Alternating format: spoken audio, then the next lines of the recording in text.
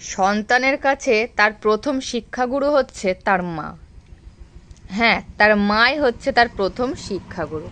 কারণ আমার মেয়েকে আজকে আমি এই এতটুকু লেখা শেখাতে পেরেছি, এটাই আমার কাছে অনেক। কারণ রোজ ওকে দেখিয়ে দিতে হয়, শোনা এইভাবে লেখ ওইভাবে লেখ। আজকে না একটুও দেখাতে হয়নি। এই ABCD এটা যে এত সুন্দর করে ও লিখবে, মানে আমার কাছে সুন্দর, আমার কাছে সত্যিই সুন্দর। শুধু একটু ভুল করেছে, যে পর্যন্ত লিখে তারপরে দুটো ওয়ার্ড লিখিনি, K আর L।